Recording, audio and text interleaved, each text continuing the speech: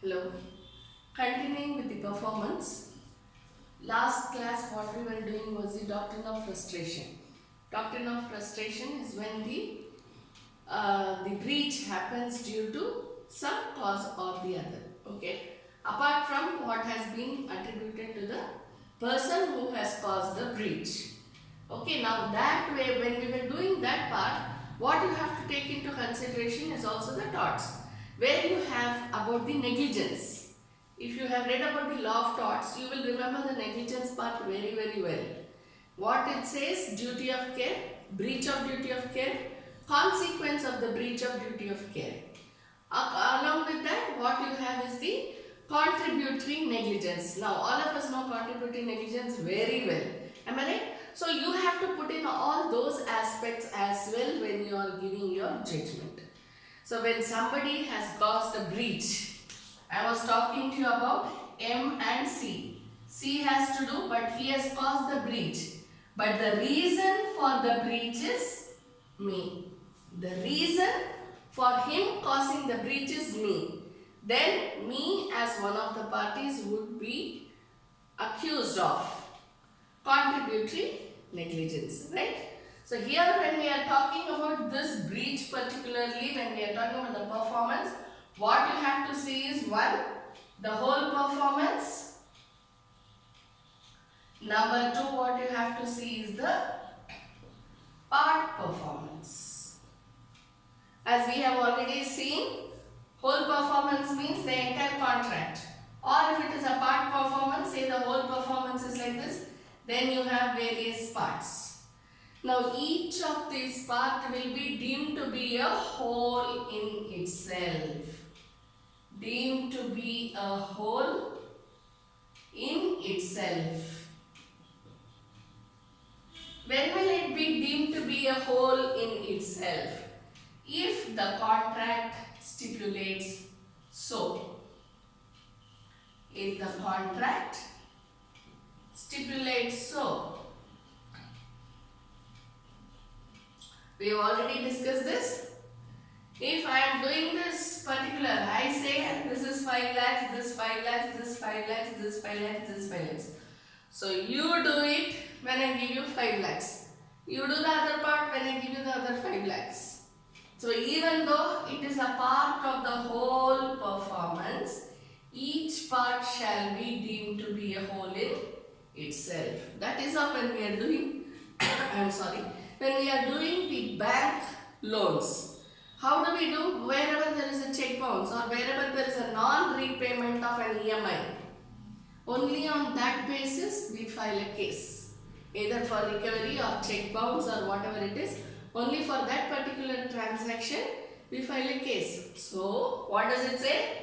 Each transaction is deemed to be a whole in itself even though it is part of the whole. Understand?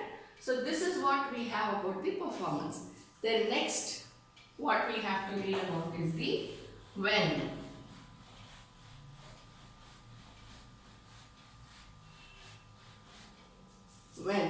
When should a performance take place? When should a performance take place? Very simple. According to the time period given in the contract. That's why you see some of the contracts, if you just read, if you go through, okay, some of the contracts, what does it specifically mention? Time is the essence of the contract. Just go through some of the contracts, you will get to know it. Time is the essence of the contract. If this is so, then what you have to see? You have to know that the contract is based on time period. Some of the contracts would be based on the purpose. Some of the contracts would be at will. What does all these things remind you of? It reminds you of the types of partnerships. Am I right? Types of partnership, when you are going through that, you will know all these things. You have read it. Right? So, according to time, according to the purpose, at will, usually this doesn't come up when it comes to actual performance contracts. See, partnership is a different type of performance. But where it is actual performance of doing some activity, it will not be at will. There will be time based. Either it will be time based or purpose based. That's how most of the contracts work. Because it is activity based. Okay. So when, this is how. Then next we have to go to how. What is how? In what manner the performance should be done. When we are talking about the manner of performance, what do we talk about? How it should be done. How should it be done? As required by the first party. See, if I am getting into a contract with a contractor, then I will tell all the terms and conditions. So it will be as required by the first party. Second one, as per the professional standards.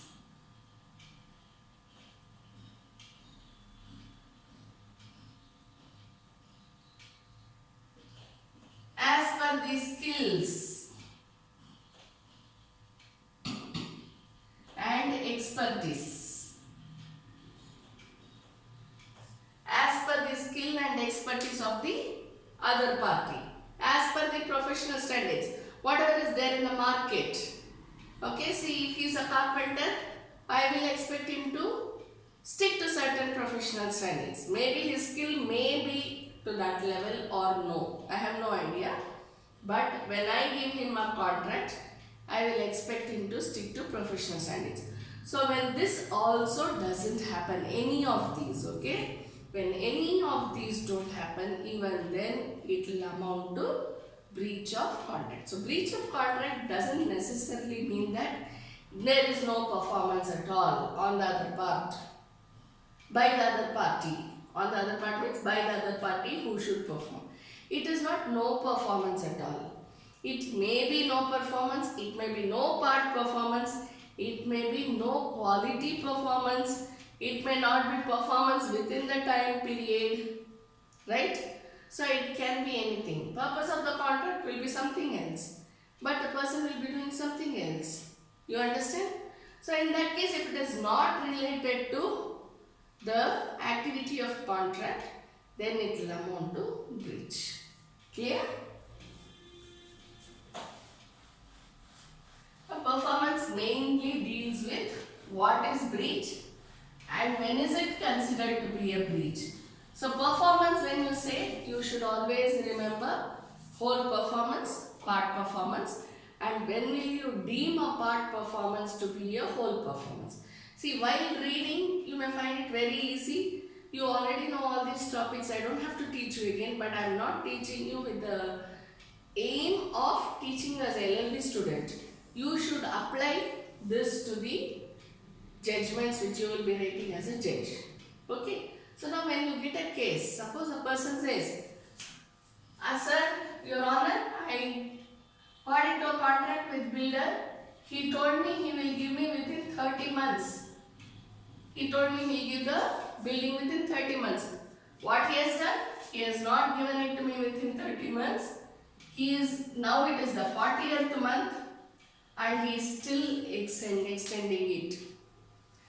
In this case, how will you apply? You cannot say there is performance. Why do you want? You have also given him 10 lakhs. He is also still in the foundation stage. Why do you say so? Okay, suppose we have agreed that you will give 10 lakhs at the foundation stage. You have given him just 10 lakhs and he is also still in the foundation stage. So actually there is no breach if you technically go by what Contract Act says. What you learned till now. Actually there is no breach because what you have given? 10 lakhs. What has the construction builder done? He has constructed only the foundation. So actually there is no breach. You should not be telling anything about him.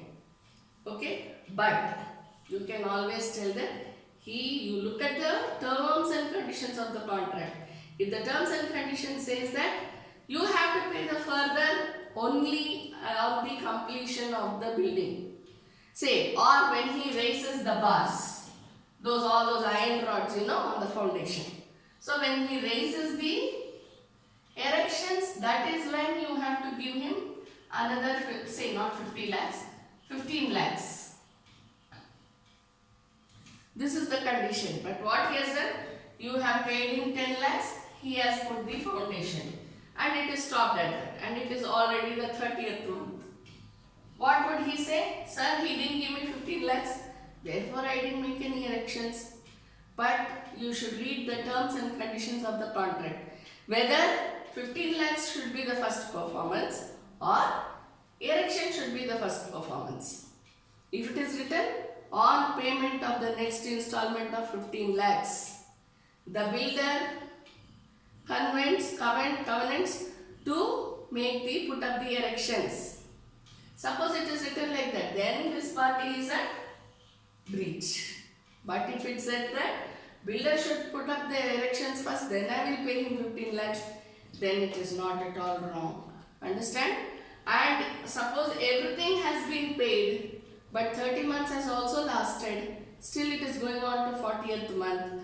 Now most of the builders, some of the builders are like that. Okay? So even though all the payments are made, everything is made, the people start paying the EMI also to the bank, still they have not completed with the construction.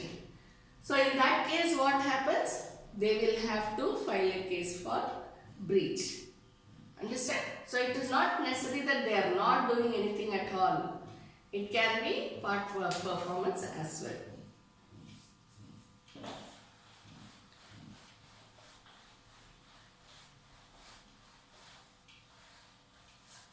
Next we go to the topic of breach itself.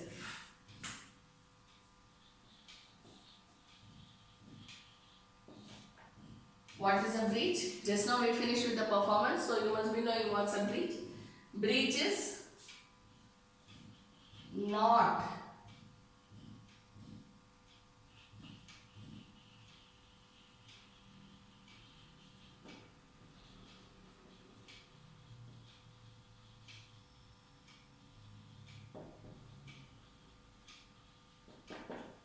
simply put, it means not performing to the required extent. Not performing the required work.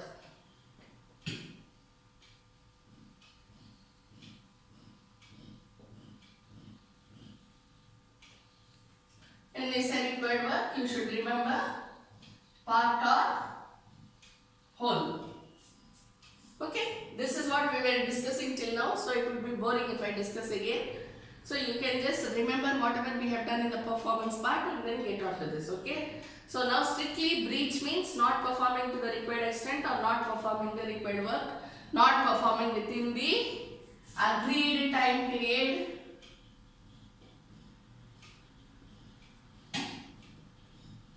Any of these, okay? Now, breach. In order to go to exactly what is breach, when you are looking at a case as a judge, how you should see? First you should see whether there is a duty of care. You may feel I am getting into the nitty-gritty of torts, but this is essential if you have to know what is breach, okay, as a judge. So what is duty of care? There is a duty to take care. How will you take care of something? Due diligence. You remember this, am I right?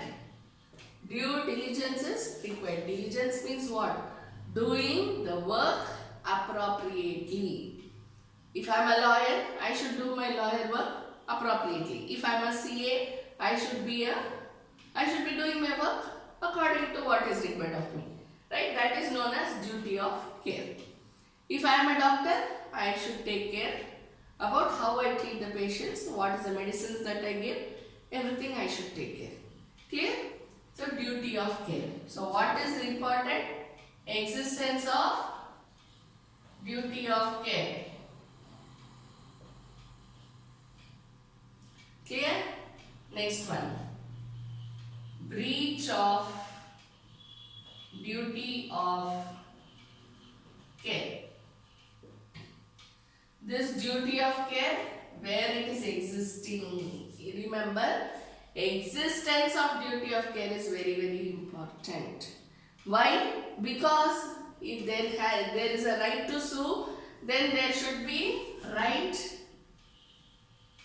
or liability. Am I right? Remember always. Okay? For the right to sue to start, what you should know is there should be a right or liability. So only when there is an existence of duty of care will there be a liability on the part of the other party. Only when there is existence of duty of care there will be a right to sue. Only when there is existence of duty of care, I can tell the doctor who treated me was not doing well. What he was doing was not right. There should be existence. If I had met the doctor 10 years back, I had taken treatment 10 years back. After 10 years, I cannot go around telling everybody and filing a suit saying that the doctor is guilty of negligence. Can I do that? No. Unless there is some repercussions due to the treatment which he gave me 10 years ago. Understand? So there are a lot of things which go into the right or liability. Just like that, I cannot go around saying people, you know what, I took treatment 10 years back and because of that this is the result. I cannot speak like that. So how should I do? I have to show that there have been repercussions due to that treatment. Therefore, there is continuation of existence of right and liability. Continuation of. Understand? Either there should be existence or continuation of existence. There should be existence or continuation of existence of duty of care. Next would be breach of that duty of care. Which duty of care? For what there has been a contract. Third one, consequence of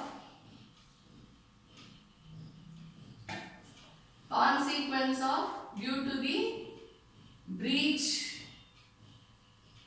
of duty of care. See, in fact, there has absolutely been no harm which has been done due to this breach of duty of care. I don't get any right to sue. There exists a liability of duty of care. There exists a liability of breach. But it depends upon what damage I am suffering. Understand? So, when we say what is the consequence, this is what is the essence of breach, the basis. How you will look at breach. This is how you look at breach. Okay? Now we go to the types of breach.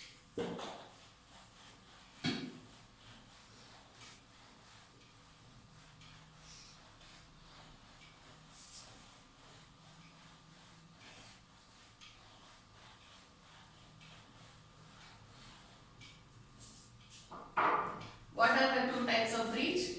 One is anticipatory breach. Second one is actual breach. I'm sorry. What is anticipation? What do you mean by anticipation? Anticipation means when you are expecting something, that is known as anticipation. What is anticipatory breach? Expecting the breach is known as anticipatory breach. Now if I am expecting a breach already, why should I get on with the contract? It looks so senseless, am I right? If I am already expecting a breach to occur, why should I go on with the contract? Am I mad? I am not mad. See, say for example, nowadays you have lot of advertisements involving celebrities. I don't say that they are doing all this anticipatory breach and all those things. I am just trying to give you an example so that you can understand what is happening. Okay? Say for example, let's not name any celebrity here. We will just take up, say for example, some cinema actor.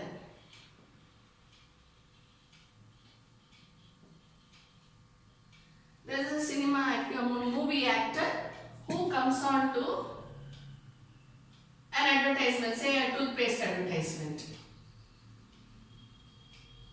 Okay? I'm sorry, toothpaste advertisement. Now, this toothpaste company, what do? They approach the actor and they say, oh, So you are a very famous actor. So we want you to appear in our advertisement for a particular toothpaste. Okay. Now what happens? This actor says, okay, when is there going to be the shooting? I'm sorry. When is the shooting going to be? Okay. Now this actor says, the company says, sir, 28th September. This actor says, 28th September is it? I don't know whether I have a shooting on that date. If I don't have a shooting on that date, then I will come. Otherwise, you may have to postpone the shooting date.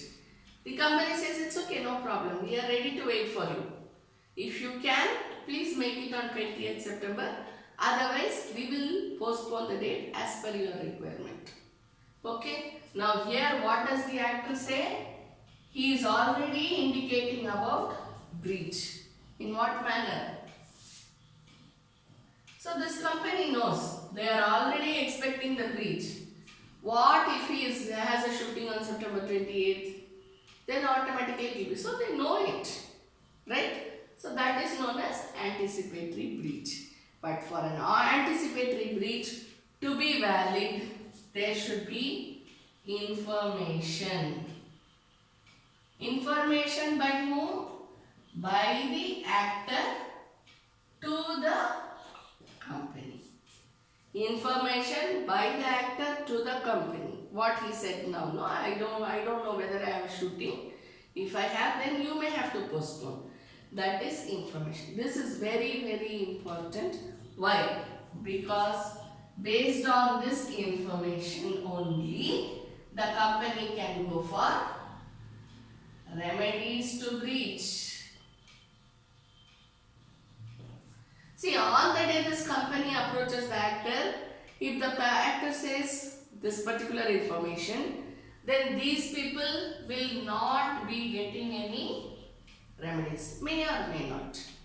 Okay? But he says, yeah, 28th September is it? Okay, I am ready. I will come. No problem. Absolutely nothing. And on 27th September night, he calls up, or when the company calls up the actor says, oh, I am so sorry. I have a shooting on 28th September. Then there will be a loss for the company. So they may be entitled to a specific remedy. But suppose the company is completely ready. Previous night also the company doesn't call up. The actor says 100% I promise I will be there on 28th September.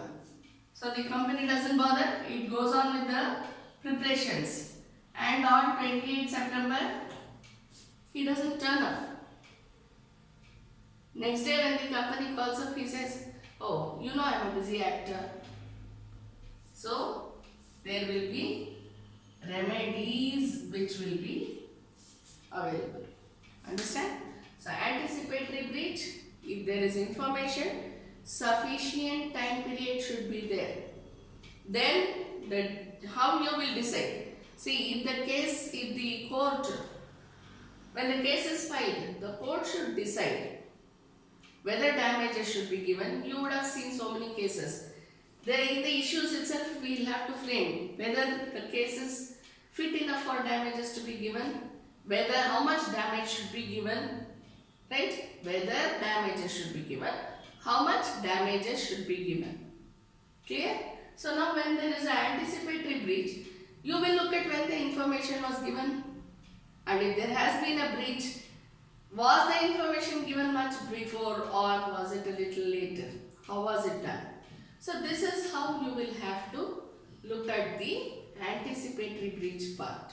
And then you have to decide whether the remedy which has been asked for by the company should be given or not. So the remedy depends upon what type of breach it is. Clear? Okay. Thank you.